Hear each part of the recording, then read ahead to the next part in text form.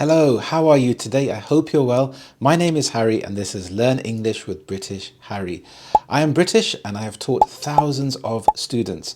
Today I'm going to go through the 5 biggest mistakes people make when learning English. The first mistake is focusing too much on grammar. It's being too fixated on having the perfect grammar.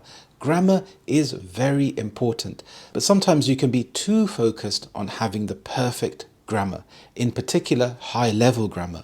So I would focus on the basics. For example, if you are learning the past tense, try to incorporate that, try to use that in your daily life. Try to talk about the past, what I did yesterday. Try to write down what I did yesterday and try to look for the grammatical errors. A tip I would give you is to think about your prepositions. Are you using these correctly? For example, rather than saying, I go holiday, I go party on Saturday, think about how you can improve that. So, I am going on holiday.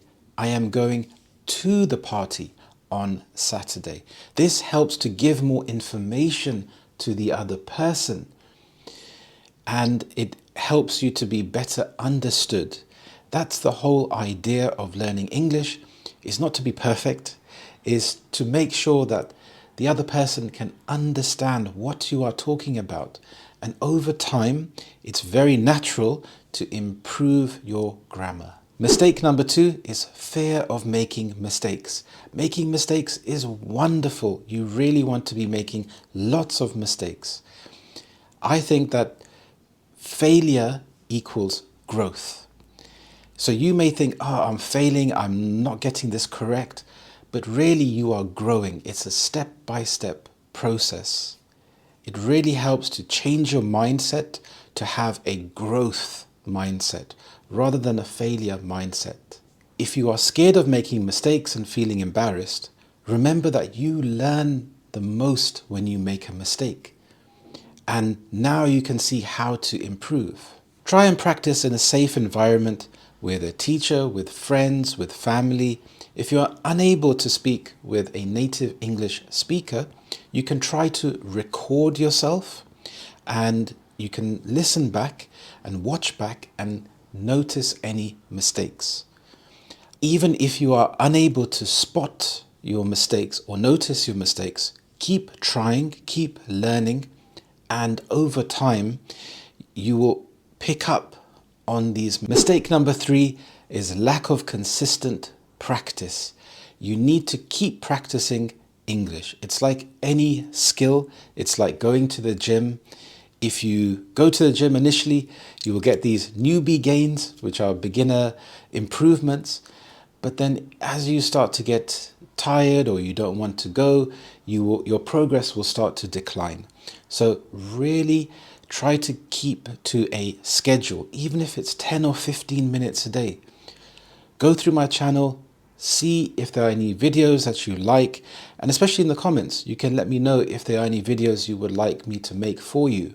If your interest or your motivation starts to decline, remember that motivation can go up and it can go down. But having a schedule, having a system can help you to reach your goal faster. If that means studying for 10 minutes in the morning or 10 minutes on the train or on the bus to work, or when you get home, 10 minutes at home. Try thinking in English. This is very helpful.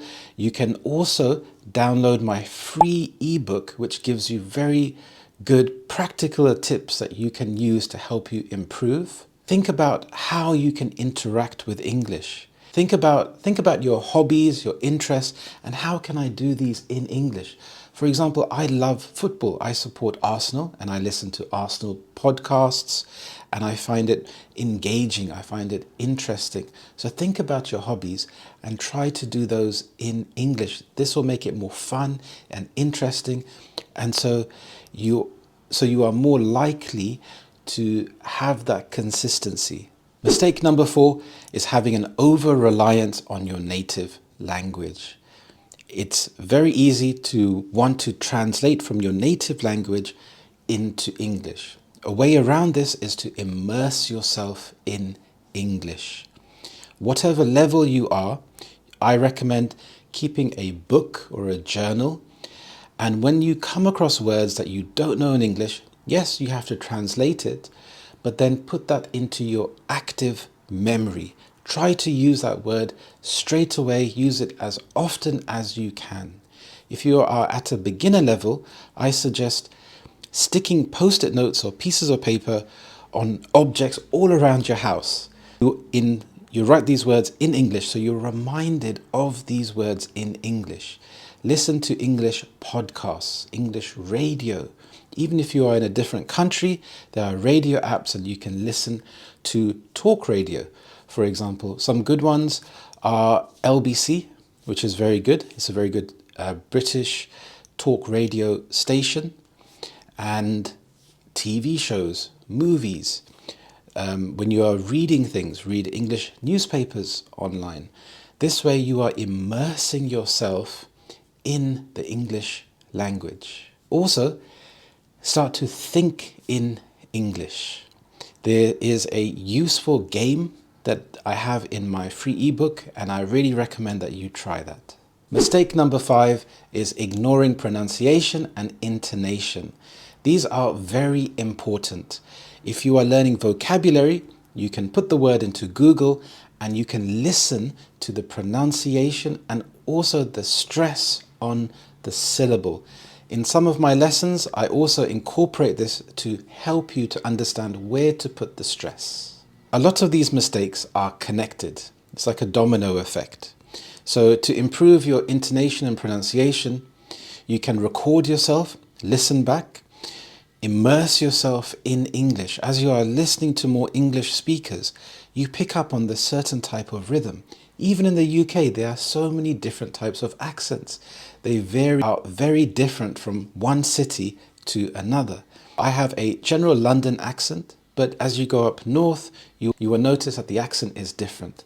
So the more that you immerse yourself by watching TV shows and listening to speakers, you will start to notice the differences. You will notice the rhythm and the pitch and the tone and where to put the stress.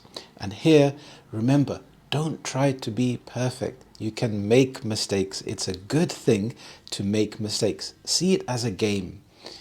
Imagine a child that's learning a language. They're not afraid to make mistakes because it's part of the process.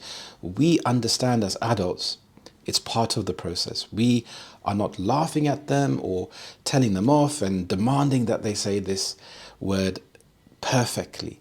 It takes time. It's a skill. Remember to check out my ebook that I have made for you. There are some excellent practical exercises you can try to help you to improve your level of English. Please write down in the comments what you thought of this video. Even if it's a simple hello, it's nice to hear from you. And why not check out some of my other videos? You may find them very helpful. Thank you so much for watching. I really appreciate it. Have a wonderful day and I will see you in the next lesson. Bye-bye.